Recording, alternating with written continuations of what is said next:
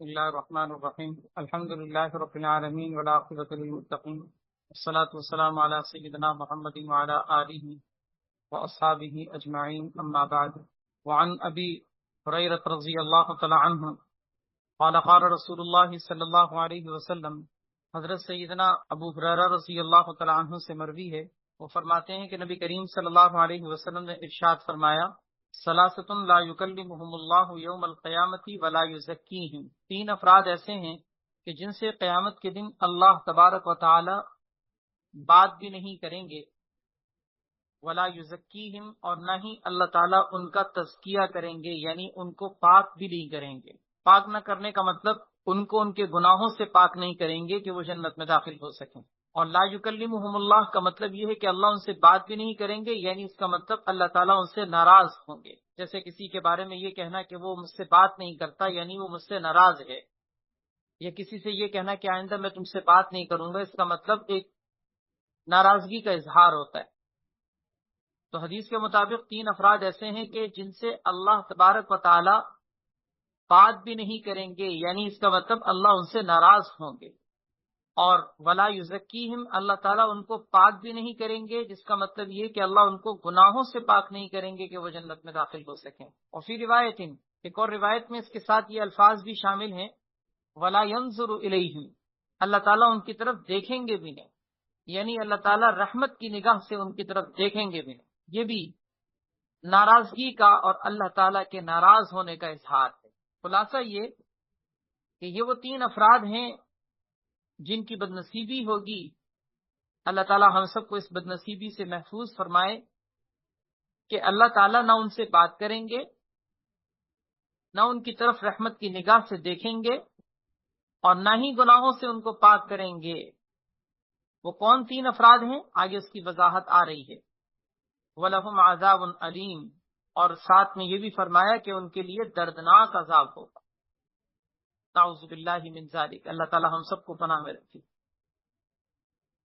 وہ تین افراد، سب سے پہلا شیخ زانن، ایک وہ بوڑھا جو زنا کرنے والا ہو، بڑھاپے کی عمر کو پہنچ چکا ہے اور پھر بھی زنا کر رہا ہے۔ دوسرا وَمَلِكٌ كَذَّابٌ، بادشاہ ہے اور جھوٹ بولنے والا۔ اور تیسرا وَعَائِلٌ مُسْتَكْبِرٌ، فقیر ہے، محتاج ہے، اور پھر بھی تکبر کرنے والا ہے۔ یہ تین افراد ایسے ہیں کہ جن کے لیے اتنے سخت الفاظ میں وعید آئی ہے کہ نہ اللہ تعالیٰ ان سے بات کریں گے، نہ ان کی طرف رحمت کی نگاہ سے دیکھیں گے، اور نہ ہی اللہ تعالیٰ ان کو گناہوں سے پاک کریں گے، بلکہ ان کے لیے دردناک قسم کا عذاب ہوگا۔ ان تینوں افراد پر اگر آپ غور کریں تو ان تینوں افراد میں ایک بات مشترکہ طور پر نظر آتی ہے، اور وہ یہ کہ ان تینوں شخصوں کے اندر اس گناہ کے کرنے کا تقاضا یا کوئی حاجت یا کوئی ضرورت نہیں ہے، پھر بھی کر رہے ہیں۔ ایک تو ہوتا ہے نا کہ گناہ انسان ایسا کرے کہ جس کی انسان کو حد سے زیادہ حاجت یا ضرورت یا اس کی طرف تقاضا ہو، شدت کا گناہ تو بہرحال پھر بھی گناہ ہے، وہ جائز نہیں ہوتا کہ شدت کا تقاضا ہو تو جائز ہو جائے گا۔ لیکن ایک ایسا شخص کہ جس کی طرف گناہ کا شدت سے تقاضا بھی نہ ہو، پھر بھی گناہوں میں پڑا ہوا ہے، تو وہ گناہ گار عام دوسرے گناہوں سے زیادہ بڑے درجے کا گناہ گار ہوتا ہے۔ اب اس میں ذرا غور کریں، پہلا شخص ہے شیخ زانی، بوڑھا ہو گیا، بڑھاپے کی عمر میں ویسے بھی انسان ایک تو شہوت کمزور ہو جاتی ہے، دوسرا یہ کہ اس کو بڑھاپے کی عمر میں عمر ایک بڑی ہوتی ہے تو اس کو سوچنے سمجھنے کی صلاحیت بھی پیدا ہوتی ہے۔ جوانی کے اندر کہتے ہیں جنون ہوتا ہے، بڑھاپے میں جا کر انسان کی طبیعت میں ٹھہراؤ آ جاتا ہے، اس کی طبیعت میں سوچنے سمجھنے کی صلاحیت پیدا ہوتی ہے۔ جیسے جیسے عمر بڑھتی ہے انسان کی مزاج میں اعتدال پیدا ہوتا ہے، اس کی طبیعت میں ٹھہراؤ آتا ہے، اس کو سوچنے سمجھنے کی صلاحیت جوانوں کے مقابلے میں زیادہ ہوتی ہے، وہ اپنے نفع نقصان کو ایک جوان آدمی کے مقابلے میں زیادہ سمجھ رہا ہوتا ہے۔ لیکن اس سب کے باوجود وہ پھر بھی گناہ کر رہا ہے، زنا کر رہا ہے، بدکاری کے کام میں پڑا ہوا ہے۔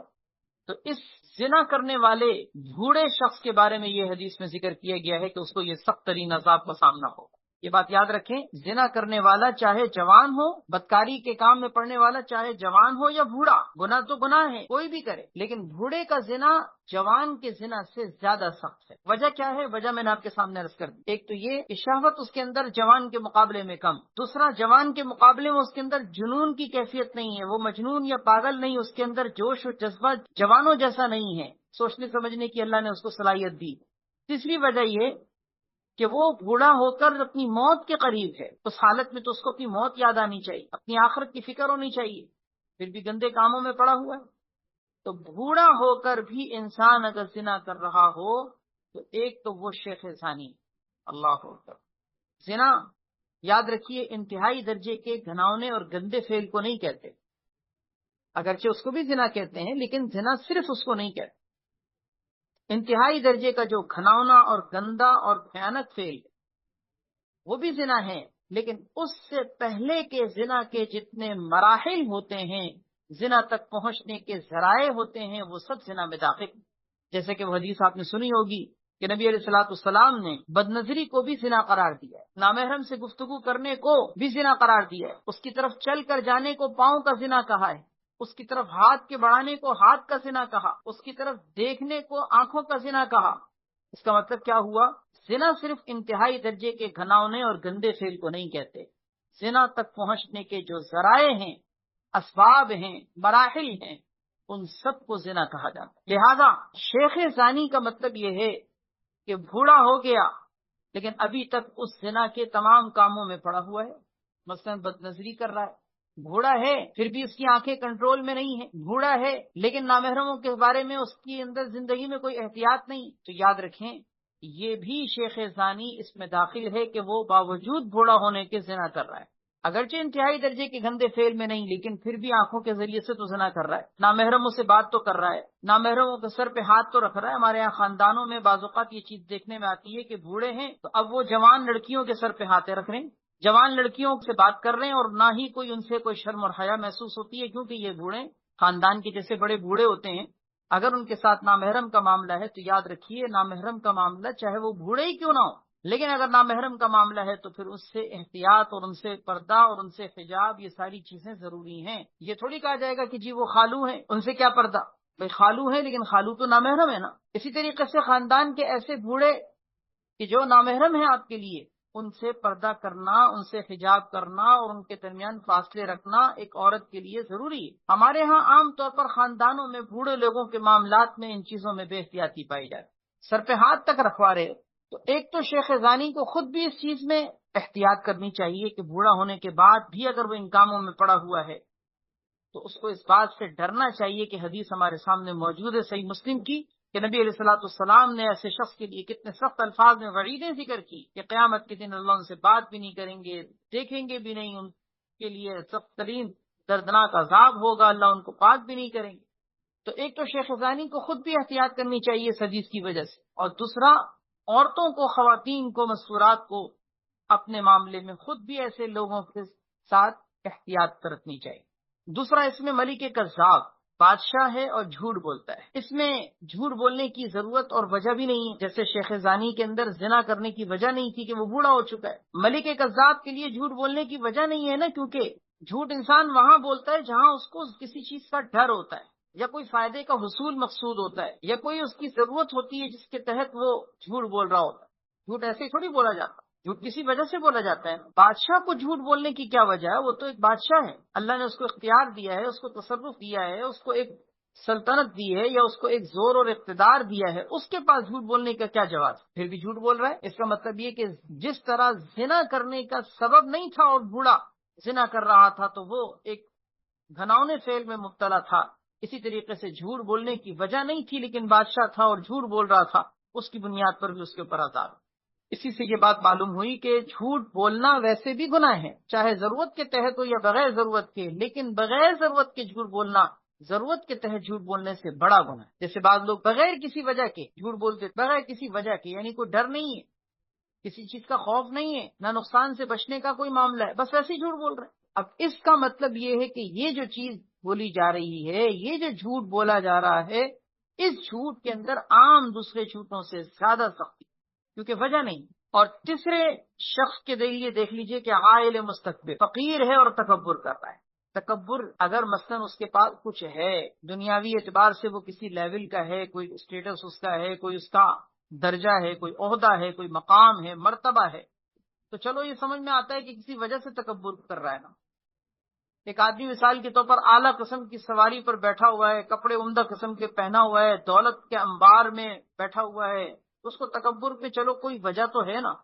ایک آدمی فقیر ہے، ملنگ ہے، جھونپڑی میں رہتا ہے، مٹی میں بیٹھا ہوا ہے، پہننے کے لیے کپڑے بھی پھٹے پرانے، پھر بھی تکبر کر رہا ہے، تو اس کے پاس تو تکبر کی کوئی وجہ بھی نہیں ہے۔ تکبر وہی بات اس میں بھی ہے کہ تکبر چاہے امیر آدمی کا ہو یا فقیر آدمی کا ہو، دونوں ہی گناہ گار، لیکن جب فقیر تکبر کرے تو یہ امیر سے بڑا گناہ گار، کیونکہ اس کے پاس تکبر کی وجہ نہیں۔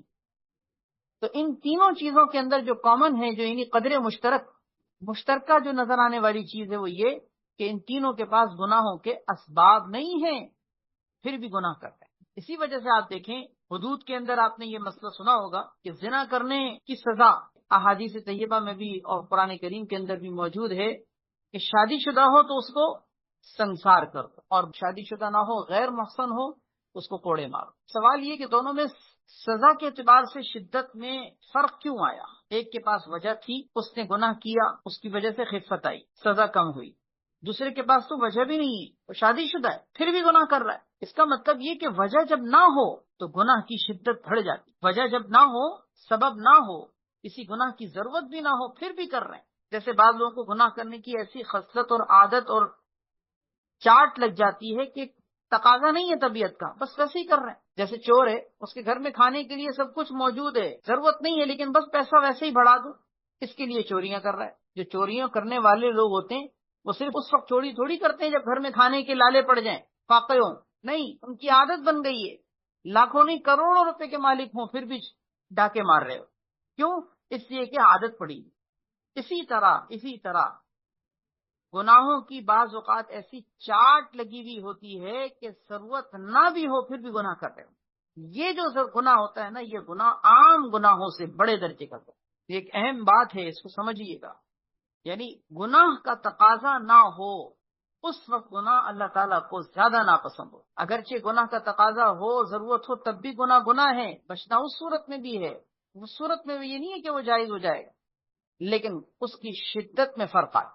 اگلی حدیث ہے حضرت ابو ہریرہ رضی اللہ تعالیٰ عنہ سے ہی مروی ہے، فرماتے ہیں کہ نبی کریم صلی اللہ علیہ وسلم نے ارشاد فرمایا، اللہ تعالیٰ ارشاد فرماتے ہیں، یعنی یہ حدیث قدسی ہے۔ جب نبی کریم صلی اللہ علیہ وسلم اللہ تعالیٰ کا کوئی ارشاد نقل فرمائیں تو وہ حدیث قدسی ہو۔ آپ صلی اللہ علیہ وسلم نے فرمایا کہ اللہ تعالیٰ فرماتے ہیں، الکبریاء ردائی، کبریائی بڑائی یہ میری چادر ہے، والعظمت ازاری، اور عظمت عظیم الشان ہونا یہ میرا ازار ہے۔ ازار نیچے کے کپڑے کو کہتے ہیں، جیسے دھوتی، تہبند، شلوار، اور ردا اوپر کے کپڑے کو کہتے ہیں، جیسے چادر اوڑھنے کے لیے یا قمیض، یہ اوپر کا کپڑا کہلاتا ہے۔ قدیم زمانے میں شلوار اور قمیض کے بجائے اوپر نیچے کی چادریں عام طور پر پہنتے تھے نا، جیسے کہ آج کل بھی، آج تک بلکہ احرام کی چادر ہوتی ہے تو اس میں کیا ہوتا ہے، دو چادریں ہوتی ہیں، ایک اوپر اوڑھنے کے لیے، ایک نیچے باندھنے کے لیے۔ تو اوپر کا جو کپڑا اوڑھنے کے لیے استعمال ہوتا ہے، جس سے اوپر کا بدن ڈھانپا جاتا ہے، اس کو کہتے ہیں ردا، چادر، اور نیچے کا جو کپڑا جس سے نیچے کے سطر کو چھپایا جاتا ہے، یعنی تہبند، اس کو کہتے ہیں ازار۔ تو اب حدیث کا مطلب یہ سمجھیے کہ اللہ تعالیٰ فرما رہے ہیں کہ کبریائی میری چادر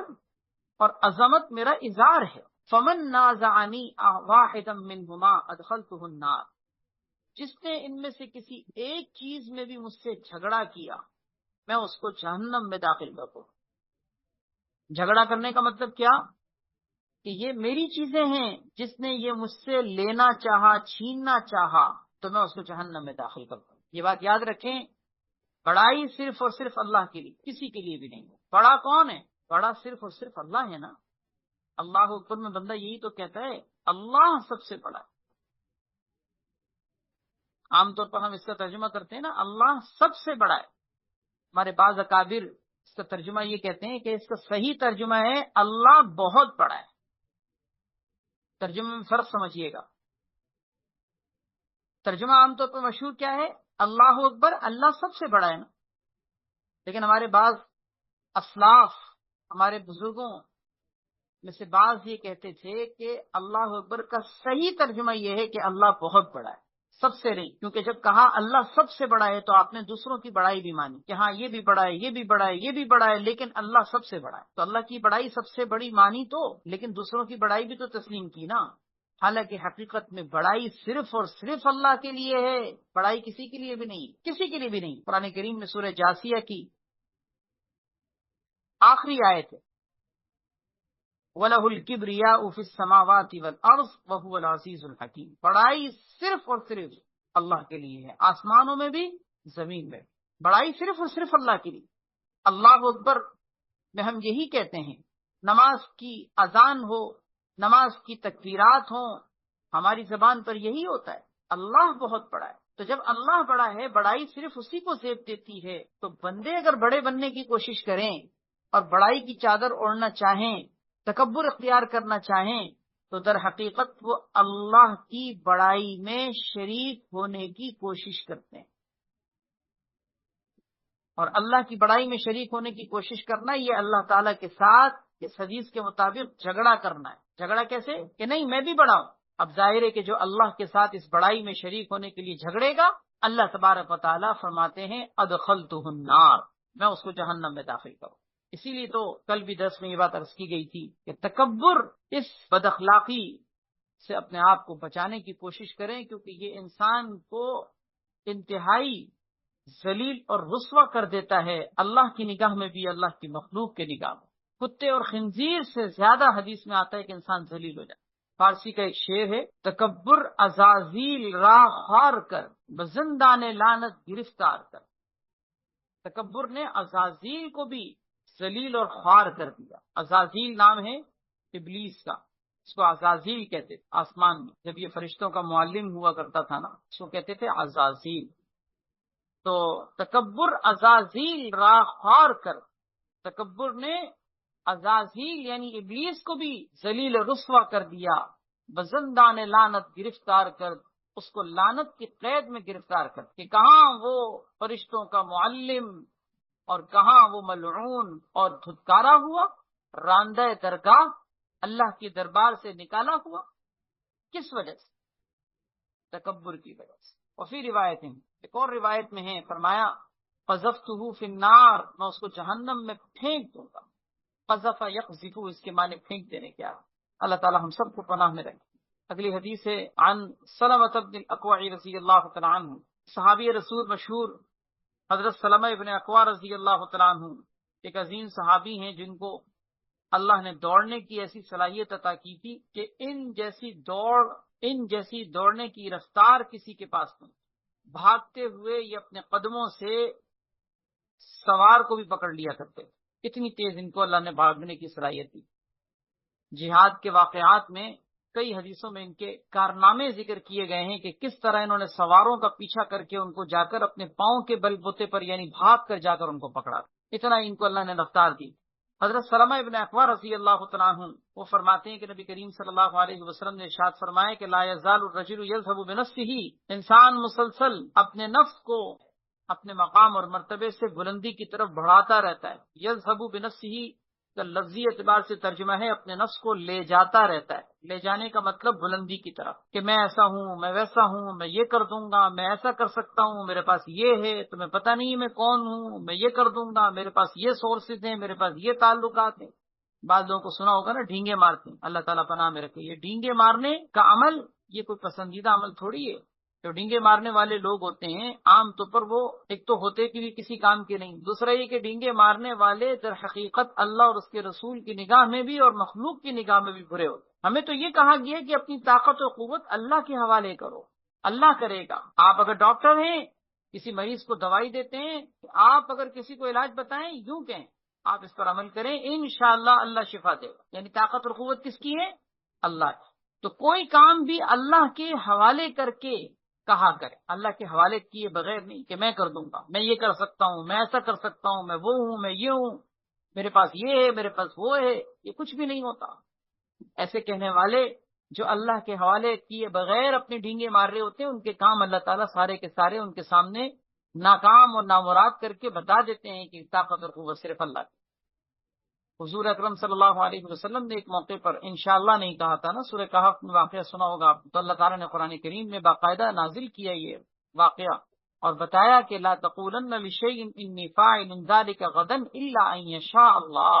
پیغمبر نے انشاءاللہ نہیں کہا تو اللہ کی طرف سے تنبیہ آ گئی۔ تو ڈینگے مارنا، بڑے بڑے بول بولنا، یہ اللہ کو پسند نہیں ہے اور نہ ہی کسی انسان کو یہ زیب دیتا ہے۔ لا یزال الرجل یذهب بنفسه، انسان مسلسل اپنے آپ کو بلند درجات کی طرف لے جاتا رہتا ہے، یعنی بڑی بڑی باتیں کرتا رہتا ہے، تکبر کی باتیں کرتا رہتا ہے، حتی یکتب فی الجبارین، یہاں تک کہ وہ تکبر کرنے والوں میں لکھ دیا جاتا ہے۔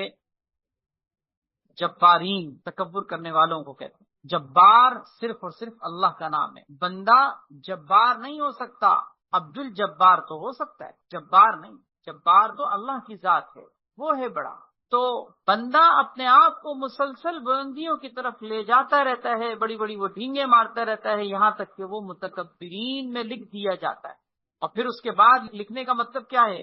فَيُصِيبُهُ مَا أَصَابَهُمْ، جب وہ جبارین متکبرین میں لکھ دیا جاتا ہے تو فَيُصِيبُهُ، اس کو بھی وہی چیزیں پہنچتی ہیں، اس کو بھی وہی مصیبتوں کا اور بلاؤں کا اور آفتوں کا سامنا اور عذابوں کا سامنا ہوتا ہے، مَا أَصَابَهُمْ، جو ان متکبرین کو پہنچا۔ ٹھیک ہے نا، دنیا میں کتنے تکبر کرنے والے گزرے، فرعون کو دیکھ لیں، حامان کو دیکھ لیں، قارون کو دیکھ لیں، ابو جہل کو دیکھ لیں، بڑے بڑے دنیا کے شداد ہیں، نمرود ہیں، یہ سب متکبرین کتنے سارے گزرے۔ انبیاء علیہ الصلوۃ والسلام کی دعوتوں کو جنہوں نے ٹکرایا تھا، پیغام خداوندی کو ماننے سے انکار کر دیا تھا، ایسے لوگوں پر کیا آیا؟ اللہ کا عذاب آیا۔ وہ لوگ دنیا میں بھی ذلیل ہوئے، رسوا ہوئے، اور ان کے لیے ذلت اور رسوائی قیامت تک کے لیے مقدر ہو گئی۔ تو جیسے ان کے اوپر عذاب آیا، انسان جب جبارین میں لکھ دیا جاتا ہے تو جبارین میں لکھنے کی صورت میں اس کو بھی وہی عذابوں کا سامنا کرنا پڑتا ہے۔ یہ ہے اس جملے کا مطلب، فَيُصِيبَهُ مَا أَصَابَهُمْ، کہ جب وہ جبارین میں لکھ دیا جاتا ہے تو اس کو بھی وہی چیزیں پہنچتی ہیں جو ان لوگوں کو پہنچی تھی۔ کن لوگوں کو؟ یعنی تکبر کرنے والوں۔ یہ دعا مانگا کریں، اللہم لا تجعلنی من الجبارین، اے اللہ مجھے جبارین میں نہ شامل فرما، اللہ مجھے جبارین میں نہ لکھ۔ جبارین میں لکھنے کا مطلب یہ ہے کہ جب بندہ جبارین میں لکھ دیا گیا نا تو جبارین کے جتنے بھی عذاب ہیں وہ عذاب پھر اس کو بھی پہنچ گئے۔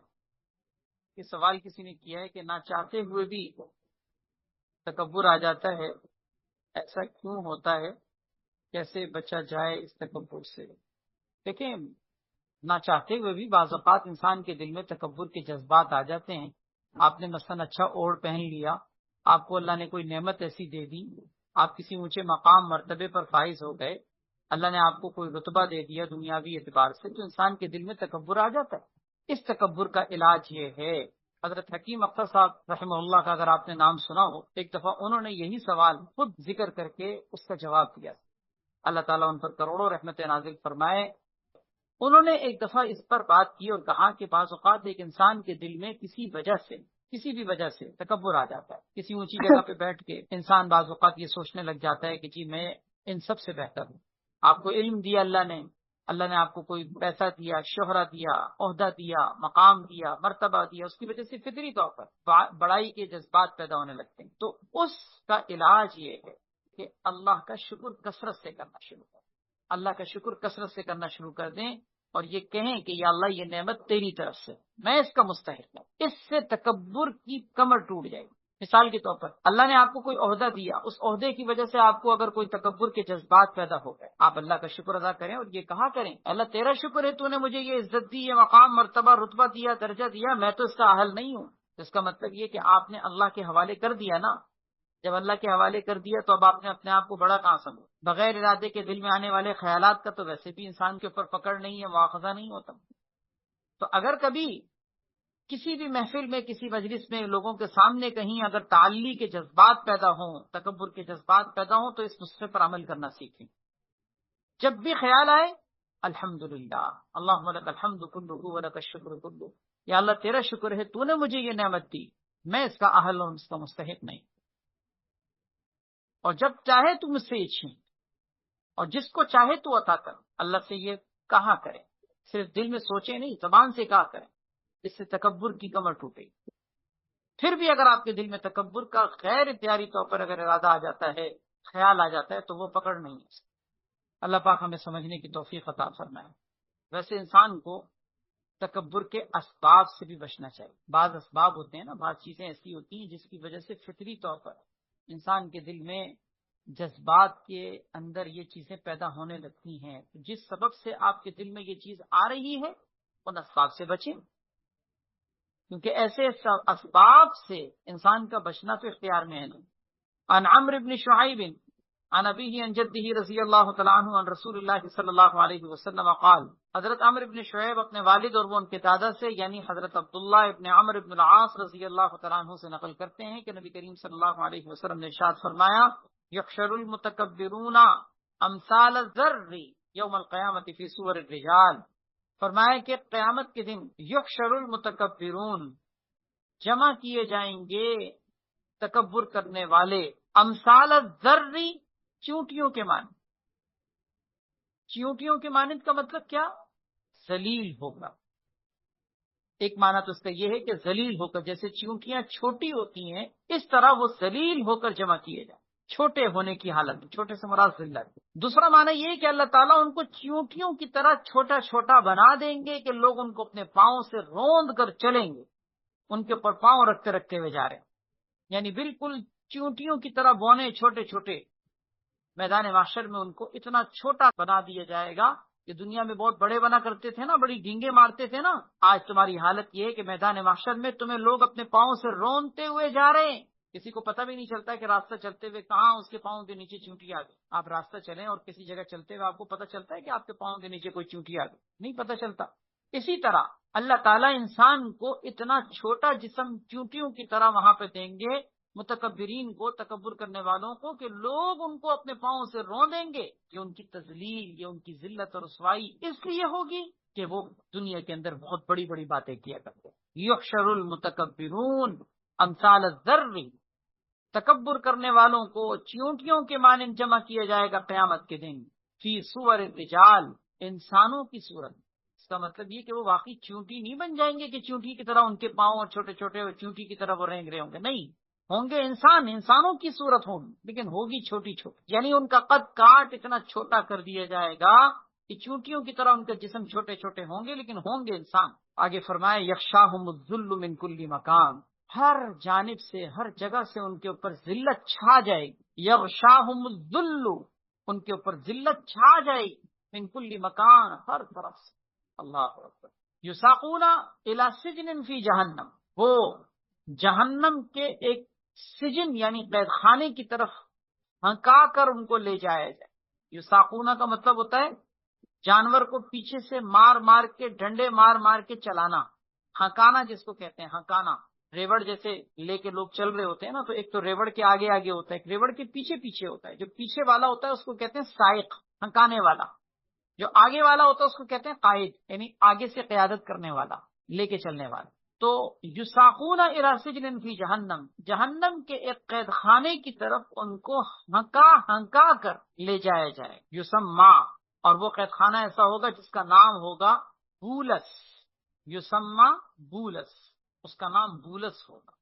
بولس بلس سے ہے جس کے معنی آتے ہیں مایوسی کے، اور اس کو بولس اس لیے کہا جاتا ہے کہ یہاں آنے والے، یہاں ڈالے جانے والے مایوس ہو جائیں اللہ کی رحمت سے۔ اللہ تعالیٰ پناہ میں رکھے، نعوذ باللہ من بولس، یہ دعا مانگ لیں ہم نے، یعنی گویا کہ حدیث میں اس کا تذکرہ پڑا ہے تو ہم اسی وقت مانگ لیں، اللہ تعالیٰ قبول کریں گے انشاءاللہ۔ نعوذ باللہ من بولس، اے اللہ ہم بولس قید خانے میں جانے سے تیری پناہ مانگ۔ فرمایا جانوروں کی طرح ان کو ہنکا ہنکا کر جہنم کے قید خانے میں لے جایا جائے گا جس کا نام ہوگا بولس، تعلوہم، اور ان کے اوپر چڑھے گی، چھا جائے گی، نار الانیار، آگوں کی آگ۔ نار آگ کو کہتے ہیں، انیار یہ اسی کی ہی جمع ہے۔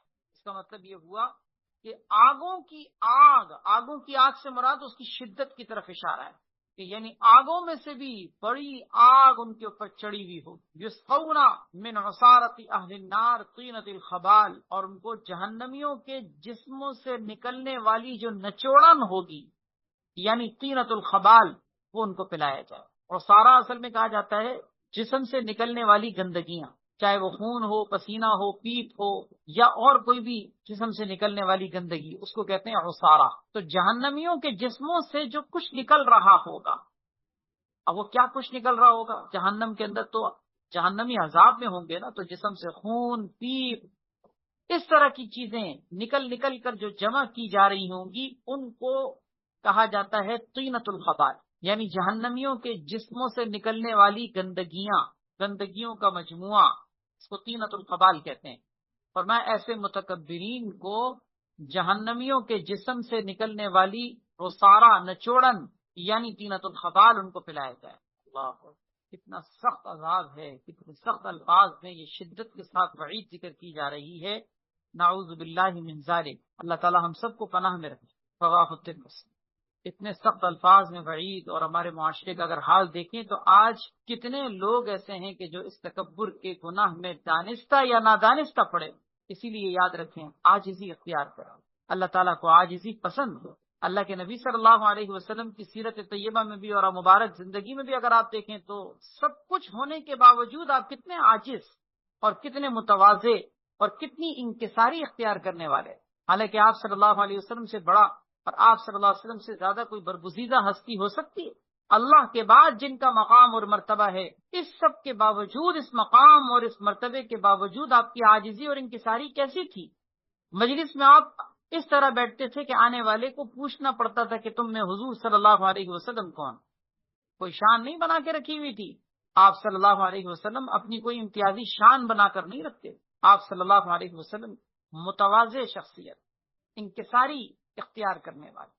آپ نے ایک موقع پر فرمایا آکلو کما یاکل العبد، میں ایسے کھانا کھاتا ہوں جیسے غلام کھانا کھاتا. راستہ چلتے ہوئے آپ صلی اللہ علیہ وسلم کو یہ بات پسند نہیں تھی کہ پیچھے دو بندے آپ کے دائیں بائیں آپ کے پیچھے پیچھے چلیں، آپ کی شان ظاہر ہو. آپ منع کر دیا کرو. نبی علیہ الصلوۃ والسلام سب کچھ ہونے کے باوجود آپ کی عاجزی اور انکساری کا یہ حال تھا. اور آج ہم کچھ نہ ہونے کے باوجود بھی باتیں ایسی کر رہے ہوتے ہیں جیسے کہ ساری دنیا کے حکومتوں کے تنہا مالک ہم ہی ہیں. اللہ نے اگر پیسہ دیا، اللہ نے اگر حسن و جمال دیا، اللہ نے اگر مثال کے طور پر دنیاوی رہن سہن اچھا دے دیا، چار لوگوں کا ساتھ ایسا ہے کہ جس کی وجہ سے آپ کے اثر و رسوخ اور سورسز ہو گئے، تو بس پھر آپ کی بات، آپ کی گفتگو، آپ کی لینگویج کا طریقہ سب بدل جاتا. اللہ تعالیٰ پناہ میں رکھے. اللہ تعالیٰ ہم سب کو پناہ میں رکھے. جو کچھ آپ کے پاس سے یاد رکھیں وہ اللہ کا دیا ہوا، اللہ کا دیا ہوا، اس میں آپ کا کوئی کمال نہیں. چاہے وہ پیسہ ہو، چاہے وہ شہرت ہو، چاہے وہ حسن و جمال ہو، چاہے وہ عہدہ ہو، مقام مرتبہ ہو، خاندانی حسب نسب ہو، کچھ بھی ہے، سب کچھ اللہ کا دیا ہوا. اور ایک آن میں ایک سیکنڈ نہیں لگے گا اللہ تعالیٰ یہ سب چیزیں چھین سکتے. جس کو چاہیں اللہ تعالیٰ آسمان سے اٹھا کے زمین پر پٹخ دیں، اور جس کو چاہیں زمین سے اٹھا کر بام عروج پر پہنچا دیں. تو عز من تشاء و تذل من تشاء. اللہ جس کو چاہے عزت دیں، جس کو چاہے ذلیل کر کے رکھیں. اس لیے ڈرنا چاہیے اپنی ہر نعمت کے بارے میں اللہ تبارک و تعالیٰ کے اوپر بھروسہ کر کے یہ سوچا کریں کہ یہ سب اللہ کا دیا ہو. اس سے تکبر ختم ہوتا ہے. حضرت عطیہ ابن عروہ السعدی رضی اللہ تعالیٰ عنہ فرماتے ہیں کہ نبی کریم صلی اللہ علیہ وسلم نے ارشاد فرمایا ان الغضب من الشیطان، غصہ شیطان کی طرف سے ہوتا ہے. وَإِنَّ الشَّيْطَانَ خُلِقَ مِنَ النَّارِ، اور شیطان پیدا کیا گیا آگ سے. لہذا انما يطفأ النار بالماء، آگ کو بجھایا جاتا ہے پانی سے. فَإِذَا غَضِبَ أَحَدُكُمْ فَلْيَتَوَضَّأْ، جب تم میں سے کسی کو غصہ آئے تو اس کو چاہیے کہ وضو کرے. یہ نتیجہ ہے. اس سے پہلے تمہید باندھی تھی. تمہید کیا؟ غصہ اثر ہے شیطان کی وجہ سے، اور شیطان پیدا کیا گیا آگ سے، اور آگ کو بجھایا جاتا ہے پانی سے. تو رزلٹ کیا نکلا کہ جب غصہ آئے تو اس کو پانی سے بجھا دو. اور پانی سے کیسے بجھاؤ؟ وضو کر لو. اسی لیے غصے کے دور کرنے کے طریقوں میں سے ایک اہم ترین طریقہ وہ یہ ہے کہ انسان وضو کرے. وضو کے نتیجے میں ایک تو وضو خود ایک بابرکت عمل، اس کے نتیجے میں انسان کو ویسے بھی غصے پر کنٹرول حاصل ہو جاتا ہے، غصہ رفع ہو جاتا ہے. اور دوسرا، اس کے ذریعے سے انسان کو ٹھنڈک ملتی ہے پانی. اور جب پانی کی ٹھنڈک ملتی ہے تو غصہ اس کی وجہ سے بھی دور ہو جاتا ہے۔ یہ ایک طریقہ حدیث میں ذکر کیا گیا ہے، ورنہ احادیث طیبہ میں اس کے علاوہ بھی کئی طریقے موجود ہیں۔ میں مناسب سمجھتا ہوں کہ وہ طریقے آپ کے سامنے خلاصتاً ذکر کر دوں، ان کو نوٹ کیجئے۔ یہ بہت اہم احادیث طیبہ کا خلاصہ عرض کر رہا ہوں، اس کو نوٹ کیجئے گا کہ غصہ دور کرنے کے کیا کیا طریقے احادیث میں موجود۔ ایک طریقہ تو آپ کے سامنے آ گیا نا، وضو کرنا۔ جب غصے میں ہیں، آپ کا غصہ عروج پہ پہنچا ہوا ہے، آپ قابو بھی نہیں کر پا رہے، تو آپ فوراً وضو کر لیں، بھلے وضو پہلے سے ہو پھر بھی وضو کر لیں، ٹھنڈک بھی ملے گی، وضو کی برکت بھی ملے گی، غصہ انشاءاللہ کنٹرول میں ہوگا۔ اگر کسی کا غصہ کنٹرول میں نہ ہو رہا ہو، آپ کے گھر میں مثلا کوئی ایسی صورتحال پیش آ جاتی ہے، تو بھی اس کو وضو کروائیں، ایک طریقہ تو یہ۔ اسی طرح حدیثوں میں اس کی جو دوسرے طریقے ہیں، ان میں ایک طریقہ ہے صدق دل سے دعا۔ انسان کا جو غصہ کنٹرول میں نہ ہو، آئے دن غصہ کرتا ہو، غصے کی تیزی آئے دن اس کو نقصان پہنچاتی رہتی ہے۔ بہت سے لوگ ہیں، آپ نے دیکھا ہوگا، پریشان ہوتے ہیں بہت زیادہ، جانتے بھی ہیں کہ ہمارے اندر یہ بیماری ہے، لیکن پھر جب غصے کا موقع آتا ہے تو اپنے آپ کو کنٹرول نہیں کر پاتے۔ ان کو چاہیے کہ صدق دل سے اپنی دعاؤں میں مستقل یہ دعا مانگا کریں، یا اللہ مجھے اپنے غصے پر قابو عطا فرما۔ اللہ سے مانگے، اللہ کا وعدہ ہے تم مجھ سے دعا مانگو میں تمہاری دعا قبول کروں، تو اللہ سے مانگے۔ حدیثوں میں باقاعدہ دعا بھی ہے، دعائیں بھی موجود ہیں ایسی کہ جن کے پڑھنے سے غصہ ختم ہوتا ہے۔ ابھی میں ان کو ذکر کرنے بیٹھوں گا تو بات لمبی ہو جائے گی۔ حدیثوں میں موجود ہیں کہ جن دعاؤں کی برکت سے انسان کا غصہ کنٹرول میں ہوتا ہے۔ بہرحال ایک طریقہ تو یہ کہ دعا مانگ صدق دل سے۔ دوسرا طریقہ اعوذ باللہ من الشیطان الرجیم پڑھیں۔ حدیث میں اس کو غصے کے دور کرنے کا بہت بہترین طریقہ قرار۔ حدیث میں آتا ہے دو آدمی آپس میں لڑ رہے تھے اور گالیاں دے رہے تھے ایک دوسرے کو، ان میں سے کو غصہ اتنا سخت آ گیا کہ اس کا چہرہ سرخ ہو گیا، رگیں پھول گئیں۔ آپ نے فرمایا میں ایک ایسا کلمہ جانتا ہوں کہ اگر یہ کہہ لے تو اس کے غصے کا اثر ختم ہو جائے گا، اور وہ کلمہ ہے اعوذ باللہ من الشیطان الرجیم۔ اس سے کیا معلوم ہوا کہ غصہ کنٹرول کرنے کے لیے، غصے کی کیفیت کو ختم کرنے کے لیے اعوذ باللہ مستقل ایک طریقہ ہے۔ بخاری کی روایت ہے جس پہ یہ واقعہ ذکر کیا گیا۔ اسی طرح حدیث میں ایک طریقہ ذکر کیا گیا ہے کہ اپنی حالت کی تبدیلی کر، اعلیٰ حالت سے ادنا حالت کی طرف آئیں۔ اگر کھڑے ہیں تو بیٹھ جائیں، بیٹھے ہیں تو لیٹ جائیں، اعلیٰ حالت سے ادنا حالت کی طرف آئیں، کیونکہ غصے میں انسان کا عمل یہ ہوتا ہے کہ وہ ایسی برنگیختگی پیدا ہوتی ہے کہ نیچے سے اوپر کی طرف۔ مثال کے طور پر جس کو غصہ آیا آپ دیکھیں، بیٹھا ہوا ہوگا تو کھڑا ہو جائے گا، لیٹا ہو تو فوراً اٹھ کے بیٹھ جائے گا، اور بیٹھا ہو تو کھڑا ہو جائے گا۔ اگر کھڑا ہے تو چل کر آپ کی طرف آئے گا، جس کی طرف غصہ اس کے قریب آنا شروع ہو جاتا ہے، ہیجان ہوتا ہے نا۔ تو یہ جو ہیجانی کیفیت میں انسان بڑھ رہا ہوتا ہے نا، اس کو واپس لے۔ مثلاً آپ کھڑے ہیں، غصہ آ گیا، بیٹھ جائیں، بیٹھے ہیں، غصہ آ گیا، لیٹ جائیں۔ یہ مستقل ایک طریقہ ہے، حدیث میں اس کو ذکر کیا گیا ہے کہ اپنی حالت کی تبدیلی کریں اعلیٰ سے ادنا کی طرف۔ چنانچہ نبی علیہ الصلوۃ والسلام نے فرمایا جو غصے کی کیفیت کو محسوس کرے فلیلصق بالارض، اس کو چاہیے زمین سے چپک جائے، یعنی زمین کے قریب ہو جائے۔ کھڑا ہے تو بیٹھ جائے کیونکہ وہ زمین کے قریب آ گیا، اگر بیٹھا ہے تو لیٹ جائے کیونکہ وہ زمین کے قریب آ گیا۔ زمین میں پستی ہے نا، مٹی میں عاجزی ہوتی ہے، مٹی میں پستی ہوتی ہے۔ آپ کھڑے سے بیٹھ جائیں یا بیٹھے سے لیٹ جائیں، غصے کی کیفیت ختم ہو جائے۔ کر کے دیکھ، حدیث میں موجود ہے، ترمذی کی روایت ہے، فمن احس بشیء من ذلک فلیلصق بالارض، جو تم میں سے غصے کی کیفیت کو محسوس کرے اس کو چاہیے زمین سے چپک جائے۔ اسی طرح ایک اور حدیث میں آتا ہے، ابو داؤد شریف کی روایت ہے کہ جب تم میں سے کسی کو غصہ آئے وہ کھڑا ہو تو اس کو چاہیے بیٹھ جائے، اگر غصہ چلا جائے تو ٹھیک ہے ورنہ لیٹ جائے۔ کتنے طریقے ہو گئے، یہ سارے طریقے نوٹ کیجئے۔ اسی طرح ایک طریقہ ذکر کرنا، کوئی نہ کوئی ذکر شروع کرنا، چاہے تیسرا کلمہ چاہے چوتھا کلمہ، کوئی بھی ذکر شروع کرنا۔ ذکر کی برکت سے حدیث میں آتا ہے شیطان انسان سے دور ہو جاتا۔ ذکر کی برکت سے انسان پر شیطان کا اٹیک ہوتا ہی تب ہے جب انسان ذکر سے غافل۔ حدیث میں آتا ہے کہ اٹیک اسی وقت کرتا ہے انسان پر شیطان جب انسان ذکر سے غافل ہو۔ جب ذکر کر رہا ہو تو اٹیک نہیں ہوتا، تو جب غصہ آتا ہے تو غصے کی کیفیت انسان کی شیطان کی طرف سے ہوتی ہے نا، تو شیطان کا اٹیک ہوا ہے۔ اس اٹیک کا طریقہ یہ ہے دور کرنے کا، دفاع کرنے کا، کہ آپ ذکر شروع کر دیں۔ ذکر کی برکت سے شیطان دور ہوتا ہے، اور جب شیطان دور ہوگا تو تسلط ختم ہو۔ اسی طرح غصے کو دور کرنے کا ایک اہم طریقہ خاموشی اختیار، سکوت، خاموشی اختیار۔ عام طور پر غصہ بڑھتا چلا جاتا ہے اور بات زبان سے ہاتھا پائی تک پہنچ جاتی ہے، رشتے کے ٹوٹنے کی طرف باتیں بڑھ جاتی ہیں۔ کب؟ جب کہ دونوں طرف سے خاموشی ہو ہی نہیں، شوہر ہے تو وہ چیخ رہا ہے، بیوی ہے تو وہ سنا رہی ہے، اب دونوں لگے ہوئے ہیں. اب یہ پاک بھارت جنگ ختم کیسے ہوگی؟ اس ختم کرنے کا طریقہ یہ کہ بھائی ایک تو چپ ہو جائے نا، ایک تو چپ ہو جائے. ایک چپ ہوگا تو دوسرا خود بخود چپ ہوگا، کیونکہ اس نے کب تک بولنا ہے. سکوت، خاموشی، یہ بہت بڑے بڑے مسئلے کا حل ہے. من صمت نجا، حدیث میں آتا ہے جو خاموش رہا وہ نجات پائے. تو بڑے بڑے مسئلوں کا حل خاموشی ہے، صرف غصے کا مسئلہ نہیں. بڑے بڑے مسئلوں کا حل خاموش ہو جائے. حدیث میں آتا ہے، مسند احمد کی روایت ہے، اذا غضب احدکم فلیسکت، جب تم میں سے کسی کو غصہ آئے تو اسے چاہیے کہ خاموش ہو جائے، سکوت اختیار. اسی طرح ایک حدیث میں آتا ہے، سنن بہقی کی روایت ہے، اذا غضبت فاسکت، جب تمہیں غصہ آئے تو خاموش ہو جاؤ. ایک دفعہ نہیں، آپ نے یہ جملہ 2 مرتبہ ریپیٹ کیا کہ جب تمہیں غصہ آئے خاموش ہو جاؤ، جب تمہیں غصہ آئے خاموش ہو جاؤ. بہت بڑے بڑے مسئلے خاموشی سے حل ہو جاتے ہیں، اور بہت چھوٹے چھوٹے مسئلے خاموش نہ ہونے سے پہاڑ بن جاتے ہیں. بہت چھوٹی بات، اتنی چھوٹی بات پہ طلاقیں ہوتی ہے کہ میں اگر آپ کو بتاؤں تو آپ کو ہنسی آئی، حیرانگی ہوگی کہ اس بات پر بھی کوئی طلاق دی جا سکتی ہے. لیکن ہیں ہمارے مسائل جو پیش آ رہے ہوتے ہیں معاشرے کے اندر، جو عدالتوں کے اندر مسائل آ رہے ہیں، اس میں یہ مسئلے ہیں. ایک چائے کا پیالہ وقت پر نہ دینے پر طلاق پڑ گئی. یہ برتن یہاں پہ یوں کیوں رکھا ہوا ہے، ایسا کیوں نہیں رکھا، ان کو روزانہ کہتا ہوں. بات شروع ہوئی، ادھر سے جواب، ادھر سے جواب کا جواب، ادھر سے جواب کا جواب، ترکی بترکی جواب شروع ہوئے. بارش شروع ہوئی، برسات شروع ہوئی، ایک دوسرے پر تیروں کی. اس کے بعد جملے یہ سختی میں تبدیل ہوئے، طلاق پڑ گئی. کس سے شروع ہوئی تھی؟ ایک برتن کے رکھنے پر. اللہ تعالیٰ پناہ میں رکھے. خاموش ہونے پر پہاڑوں جیسے مسئلے بھی کچھ نہیں رہیں گے، اور خاموش نہ ہونے پر چھوٹا سا مسئلہ بھی پہاڑ بن گا.